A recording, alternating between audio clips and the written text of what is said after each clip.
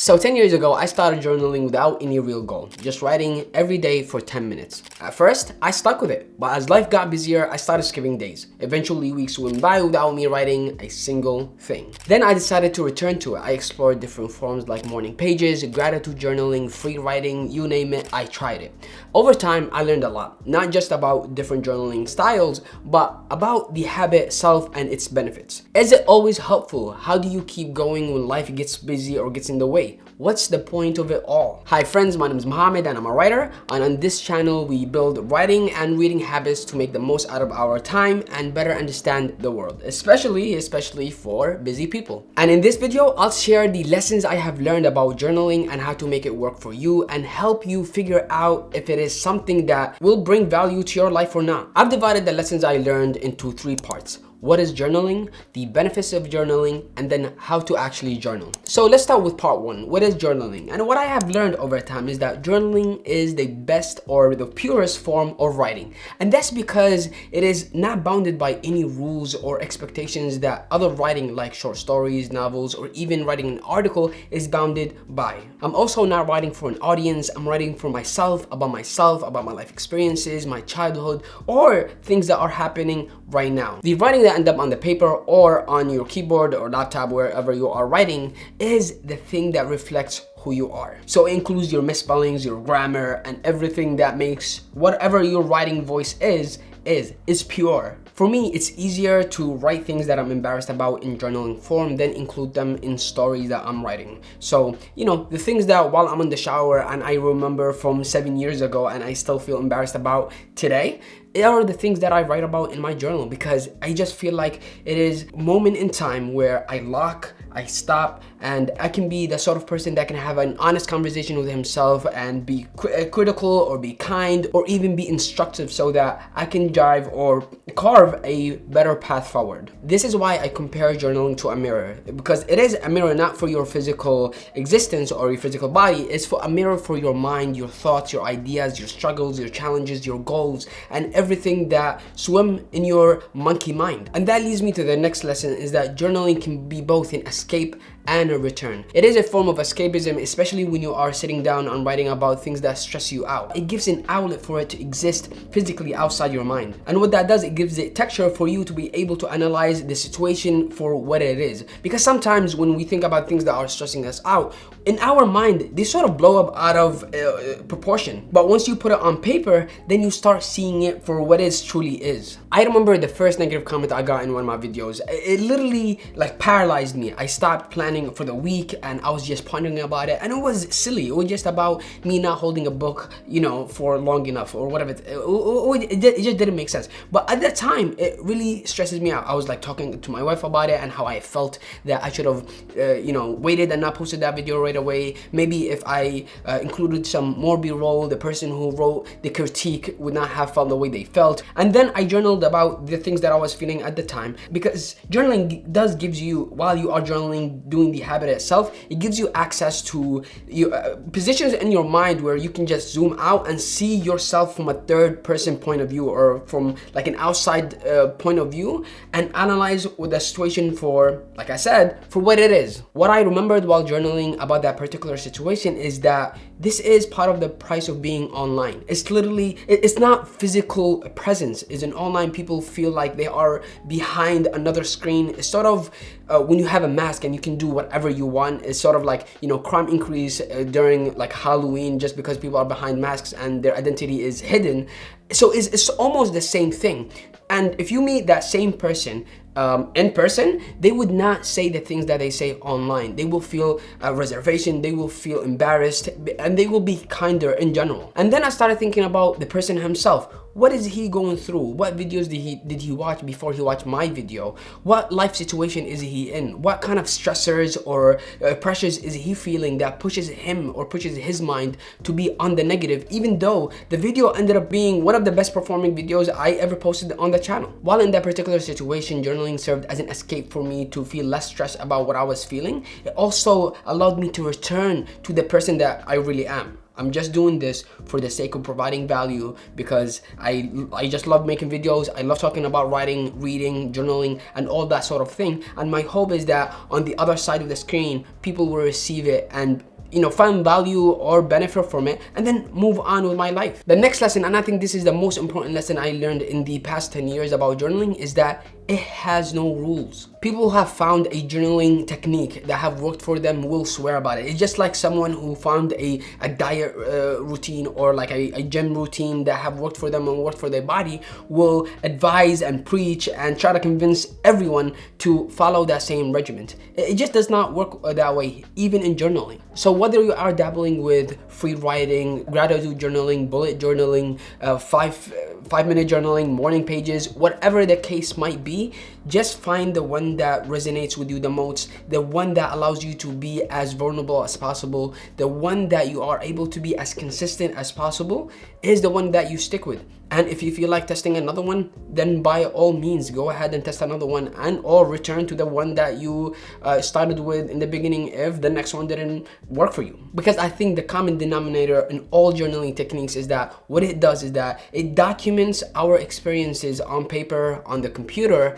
and it frees us from all the worries that revolve in our mind. It's all about creating a moment for ourselves with ourselves amidst our busy schedules and bills and worries and stresses, so that we can just feel like we're okay. Now for the next section, let's move into the benefits. Why journal? And the first benefit that I have found about journaling is that it's a tool for clarity. This is both for your mental clarity, for your thoughts, ideas, lessons that you are learning, but also for the emotional one. And I have noticed the things that I journal about and write about are things that I have better access to them, so it's faster, just my mental model is faster. I can speak about them more confidently. I have sort of try to see them from different angles so that I can test the idea whether it's working or not. And so I just sound smarter even when I'm speaking about them. So for example, about the writing process, and this is like the novel short story writing process of sitting down every day and work on a story that doesn't really exist in full structure in your mind, but you are trying to discover it as you go.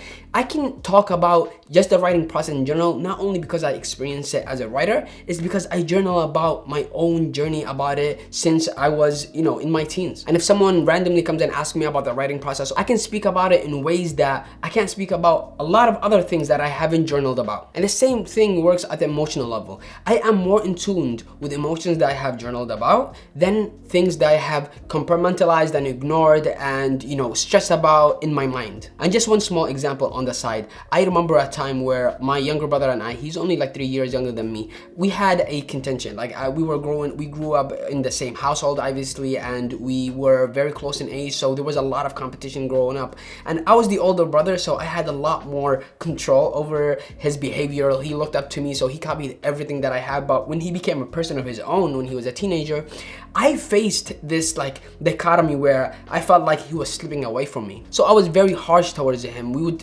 fight a lot, we would argue a lot. And then I remember journaling about it and realizing that it is now time to grow up. I just have to let go. And it was that process that helped me just make sense of the experience. But also now, every time I talk about it, I just remember that very moment sitting down on my desk and journaling about it. So that makes it very, very clear in my mind. The experience, the emotions, the transformation. The next benefit or lesson from journaling is that it's a place where you can store treasures. These are stories, memories, growth, transformations that you have gone through in your life where you can go back and read, and it's almost like looking at an old picture of yourself that you have no idea who took it, and looking at it after 10-20 years later and just feeling not only nostalgic but also of all the things that have happened in between the moment the picture was taken and the moment that you are looking at it there. Because of this video, I was inspired to just go through my old journals, and I stumbled upon this entry that I wrote before I joined my creative writing program,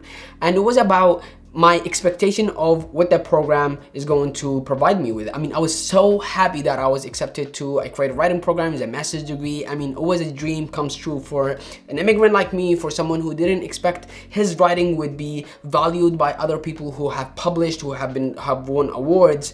And so it was a very, very special moment. And in that entry, I wrote that 2 years after the program, or after the program is over, I will have a manuscript for a book to publish. But what really happened is that I spent 2 years in a writing program and graduated with 2 short stories. And that's not because I didn't write enough. It's because the program is not structured for you to end up with a manuscript. The program is filled with so many other things than writing. You are required to read 2 stories a week in order for you to provide feedback for during the workshop. You're reading for literature classes. You are reading for craft and doing some craft exercises. And so it was so busy, you could not just write, 1,000 words a day, or like write for 2-3 hours. Especially I had a full-time job, especially because I became a father on my second year. So it wasn't structured for me to just graduate with a manuscript. My expectation was a false expectation. So when I read about that moment, it just made me laugh because, sometimes we expect ourselves to do things, and we expect the world to be molded or to reward us for things that we work very hard towards. But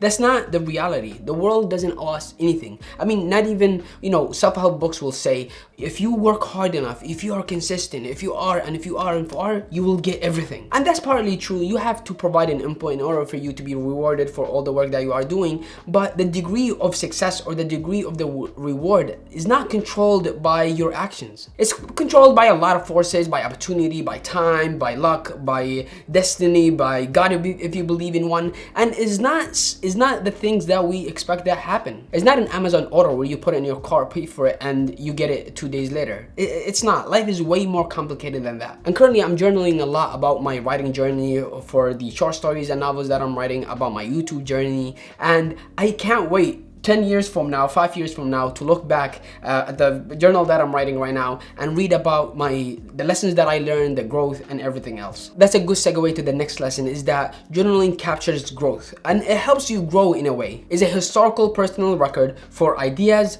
thoughts, challenges, transformation, lessons learned. Often when we struggle through learning a skill, we take it for granted. Right now, I take speaking English for granted. When I was 13, I didn't speak a word of English when I moved to the United States from Yemen. But every time I meet someone in my community who just migrated, who just moved to New York City, I remember the moments and the struggles and the pronunciation and, people laughing at you and all the things that happened in high school for someone who just moved. And it makes me grateful for the growth that I've seen. And just to look back at the growth that I have gained, when I opened my very first journal that I ever wrote, there are so many things that makes me smile, whether the handwriting, the sentence structures, the things that I was writing about, the unclear ideas. It was so many things that I was struggling with, and now to look at the latest journal that I'm writing, it's almost like 2 different people. The next benefit is that journaling can spark creativity, and for me, whether it's about a YouTube video that I want to shoot, or a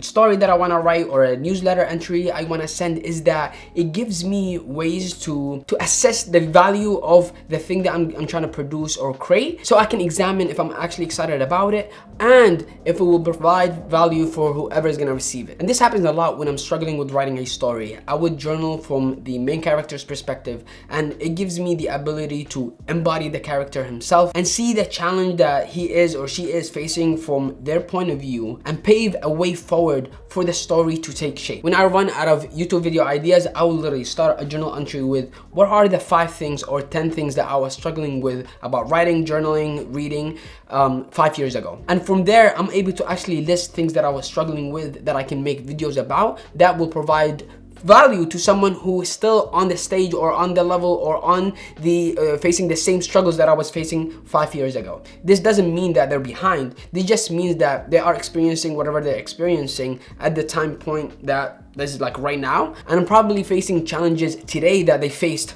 5 years ago. The next section is how to actually journal. The lesson that I learned here is that different forms or styles of journaling serve different purposes. I remember that I stopped journaling right before the lockdown during COVID-19, and then it happened, and then everything was from home, work, school, and everything else, and there was no stepping out of the house in New York City. And that took a huge toll on me, and not because I'm a people's person, but also because I was just between these 4 walls doing everything and not experiencing nature, not experiencing the sun. Sometimes I would take walks, but I just felt I was suffocating. So I returned to free writing, which is the journaling method that I was doing before, and I couldn't stick to it. It just didn't feel right.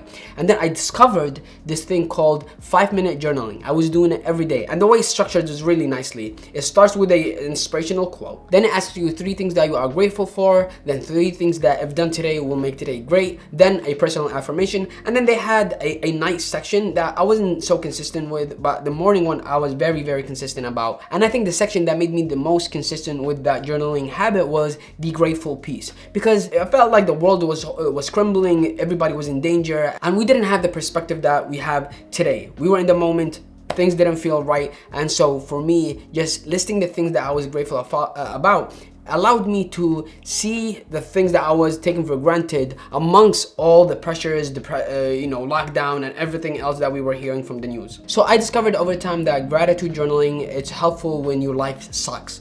Free writing is when things are stressful, when you are feeling down, or you feel like, that feeling where even though things are working, you feel like you're not reaching your full potential, you're not achieving the goals that you told yourself you're gonna achieve at the age that you are in. It's just when things feel like, dark. 5-minute journaling is a quick way to orient yourself and be prepared for the day ahead. And bullet journaling is when you have a million things swimming in your head and you don't know where to start. It just helps you dump everything that you have in your mind and then just filter the things that most matter. So use each one for its own beneficial use, and don't commit yourself to just one particular form. Do whatever it takes for you to feel content, to feel grateful, to see the world as a better place, even though it sucks sometimes. The next lesson is about frequency, and what I learned is that it doesn't have to be daily. But then the question still stands. Can you still benefit from journaling even though you don't do it every single day? Yes or no? Yes, because we said earlier, it's not a switch. You can just use it as needed, whether it's the form or time.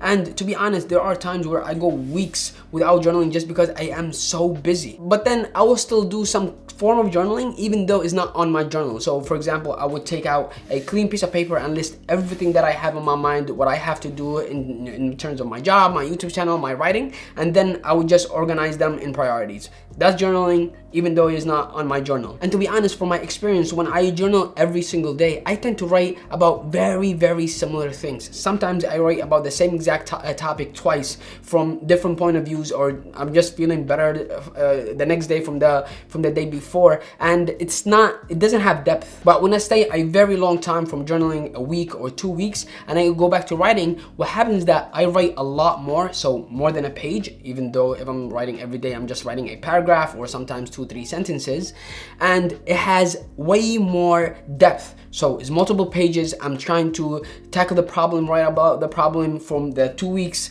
that have gone by, or from the few days that have gone by where I am experiencing it, thinking about it. So it just has a lot more value. I did try one time a 2-day rule, which I learned from Matt D'Avella, the minimalist YouTuber, who created a 2-day rule for working out, but I used it for journaling. So I would allow myself to skip 2 days of journaling. On the 3rd day, I would journal regardless about what.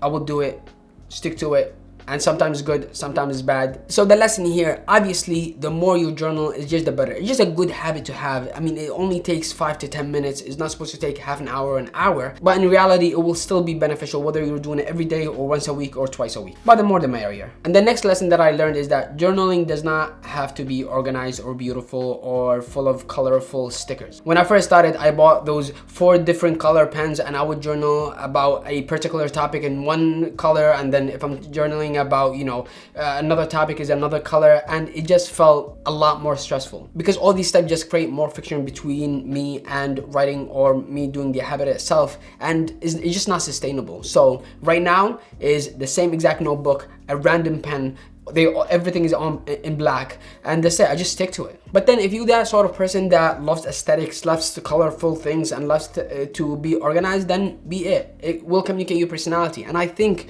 what I was trying to be is the person that I'm not. I'm not super organized when it comes to writing.